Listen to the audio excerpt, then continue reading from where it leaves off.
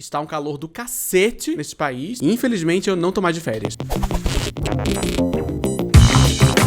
Alô Brasil, meu nome é Thiago e neste canal a gente fala sobre cultura pop e a precarização do trabalho no capitalismo contemporâneo. Esse é meu primeiro vídeo depois de 2 semaninhas de férias. Sim, eu acabei de voltar de férias e já tem vídeo novo. Aqui é trabalho, tá me entendendo? Está um calor do cacete neste país. Quem aguenta um negócio desse? 2 semaninhas de férias aí que eu tirei pra descansar, não adiantou nada, eu tô mais cansado do que antes. E sobre a viagem em si, eu vou postar um videozinho sobre ela semana que vem, mas não vai ser um vlog, fica tranquilo. Por hora, estamos começando mais um episódio de A Hora da Hora. O famoso e inesquecível quadro em que eu respondo as perguntas da audiência. Solta a vinheta. Mentira, porque a vinheta já rodou lá atrás. Então não precisa soltar a vinheta de novo. Eu acho que eu não me recuperei das férias ainda. Eu tô meio tipo...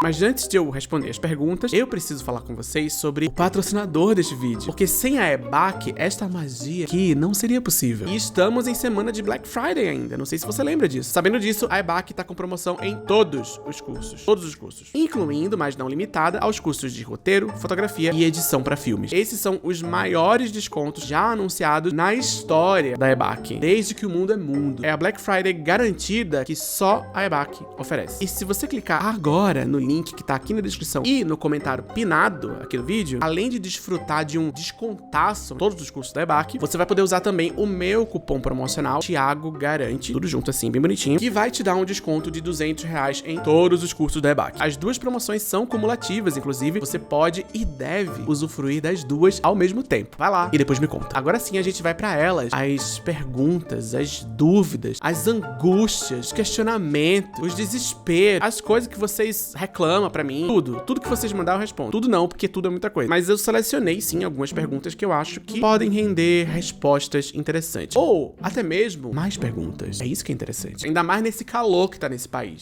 Vamos lá. Primeira pergunta que me mandou foi a Virgínia. Ela falou o seguinte: você acha que usar uma fórmula como a estrutura de 3 atos comum em Hollywood é benéfica pra uma história? Ou você acha que é desnecessário? Eu, pessoalmente, costumo gostar de histórias que seguem essa fórmula começo, meio e fim. Acho bem satisfatório de assistir, mas eu venho entendendo que é um método meio engessado e limitador pro artista. Eu já falei sobre isso aqui algumas vezes, mas não custa nada falar sobre esse assunto de novo, sob uma nova perspectiva. Então vamos lá. Fórmulas narrativas como a estrutura de 3 atos são benéficas ou desnecessárias? A estrutura de 3 atos, como o próprio nome já diz, é uma das maneiras de estruturar uma história. Ela foi fundamentada por um cara chamado Sid Field num livro dele aí muito famoso que todo mundo fingiu que leu. E na minha opinião, é isso. É uma maneira de contar uma história. Existem outras maneiras também. A importância dessa forma específica de fazer é que ela se tornou a mais popular em filme de Hollywood, em roteiro de filme blockbuster aos moldes do cinema norte-americano hegemônico e por aí vai. É importante entender esses moldes. Existem vários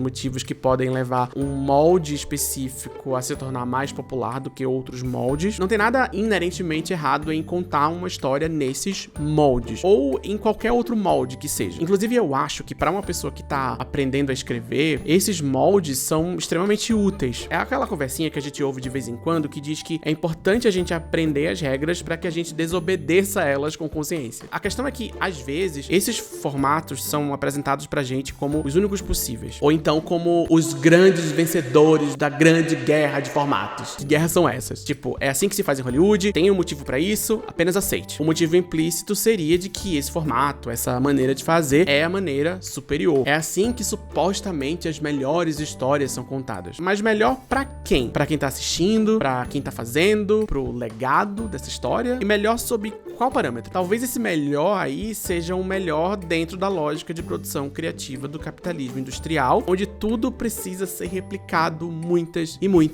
vezes. E quer você queira ou não, quer eu queira ou não, nós vivemos no capitalismo industrial.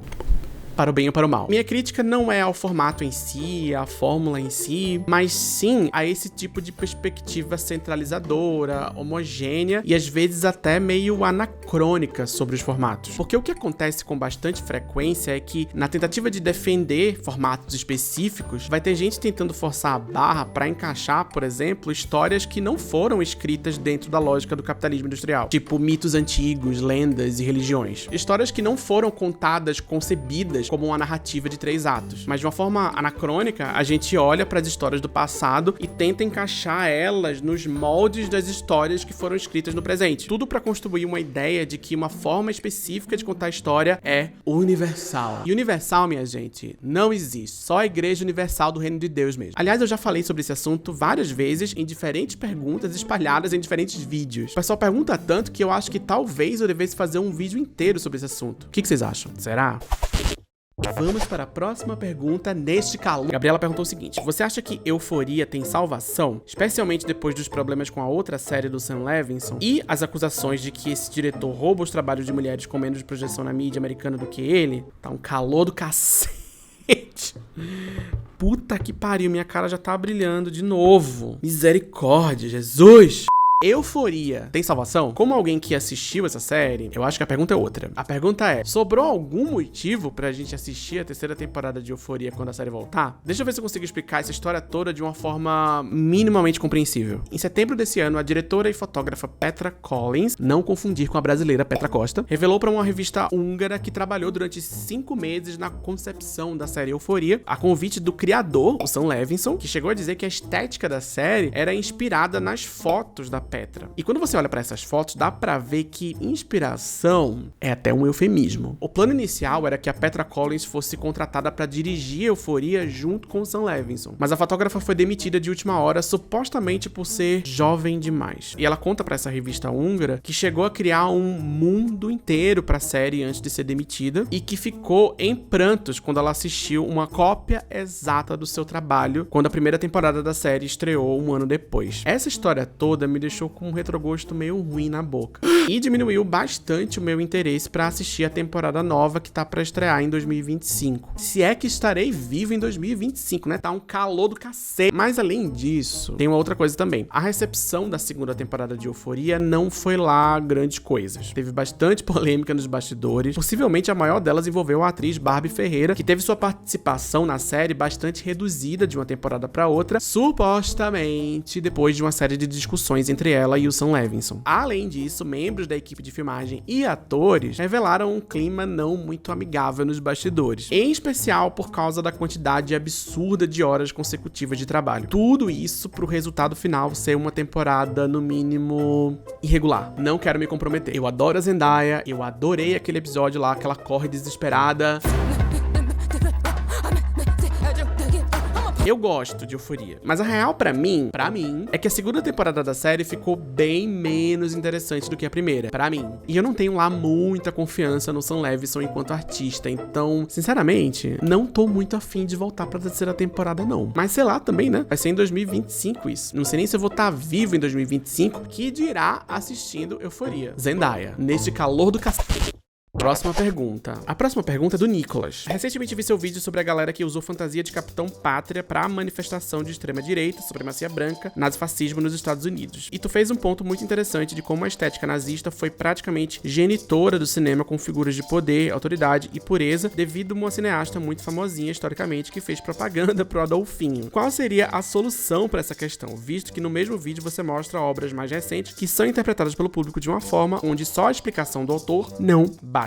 Essa é uma pergunta que eu recebi algumas vezes em diferentes lugares. E eu acho que eu vou continuar recebendo. No meu vídeo sobre o imaginário fascista na cultura pop, meu argumento central é que a linguagem do cinema foi formada, pelo menos parcialmente, por uma forte influência de ideais nazifascistas. Meus principais exemplos foram a Leni Riefenstahl e o filme O Nascimento de uma Nação, do D.W. Griffiths. Mas, se você procurar direitinho, você acha vários outros exemplos também. Meu ponto é que existe um problema na fundamentação da linguagem do cinema e do audiovisual que dificulta o engajamento crítico com ideias de extrema-direita. E esse problema fundamental de linguagem causa um certo estranhamento estético quando uma obra critica ideias de extrema-direita e essa crítica não é percebida por uma parte da audiência. A gente costuma dizer que uma parte dessa audiência é burra. Mas o problema não é só que uma parte da audiência não entende a crítica. Tô resumindo aqui um vídeo de 40 minutos. O problema é que a forma, a mídia onde essa crítica está sendo produzida já é naturalmente enviesada para a direita, assim como todas as coisas. E aí, diante disso, a pergunta pergunta que não quer calar, que o pessoal sempre faz pra mim é: o que a gente faz? A resposta, não sei. Próxima pergunta. Não, pera, eu tenho coisa pra dizer sim. A questão pra mim, que eu venho pensando bastante nos últimos meses, é que, embora a estética seja uma parte fundamental da construção do pensamento de extrema-direita, a solução pra esse problema não é puramente estética. Não é o cinema, o audiovisual ou o TikTok que vão sozinhos derrotar o fascismo. A estética é um entre vários fatores que se relacionam entre si. A estética não existe separada da economia, da política, das relações de poder, da realidade material. Qualquer solução pro problema do fascismo precisa ser interdisciplinar. Qualquer solução pro problema do fascismo precisa compreender a raiz da questão. Entenda, a estética é muito importante, mas ela não resolve nada sozinha. Eu posso ficar fazendo 1000 vídeos aqui ou escrever um manual inteiro sobre como produzir uma crítica genuína ao fascismo sem romantizar o fascismo. Mas isso não vai adiantar nada, primeiro porque eu nem saberia como começar a escrever esse manual, e segundo porque tudo isso seria inútil se a gente não entende as relações de poder que produzem o pensamento fascista. E se fosse para eu escrever um manual, eu escreveria um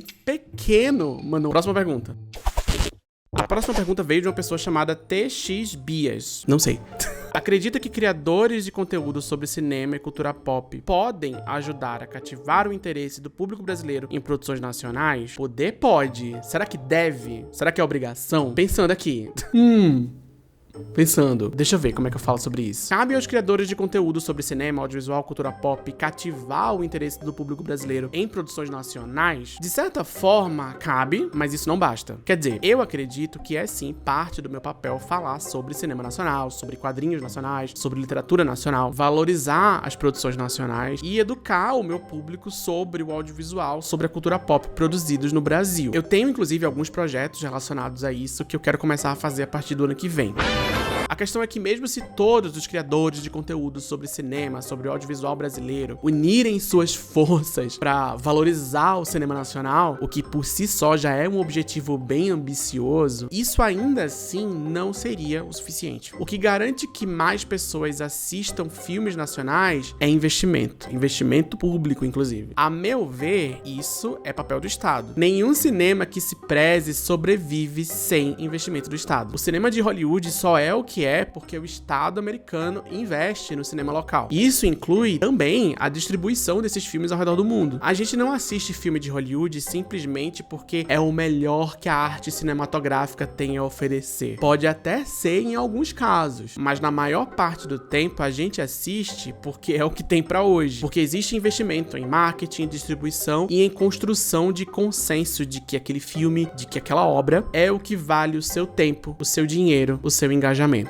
Essas coisas não são orgânicas. Pode até parecer que você deu play em Succession porque você genuinamente achou que aquela série era o melhor lugar pra você investir o seu tempo de lazer. Pode até parecer que você decidiu isso sozinho, mas você não decidiu isso sozinho. Toda uma cadeia de investimento industrial em marketing, distribuição e construção de consenso aconteceu antes de você dar play no primeiro episódio de Succession. Barbenheimer só aconteceu porque alguém investiu dinheiro em Barbenheimer. Eu não tô desmerecendo nenhuma dessas obras. Eu só tô dizendo que só é possível convencer o mundo inteiro que não só um, como 2 filmes precisam ser assistidos no final de semana de estreia com muito dinheiro. Resumindo, valorizar o cinema nacional não é só assistir filmes brasileiros. É entender políticas de financiamento e distribuição desse cinema e cobrar por melhores políticas de financiamento e distribuição desse cinema. Valorizar o cinema nacional é politizar a discussão sobre cinema nacional. Porque se a gente não politizar as coisas, alguém tá politizando pela gente. Próxima pergunta.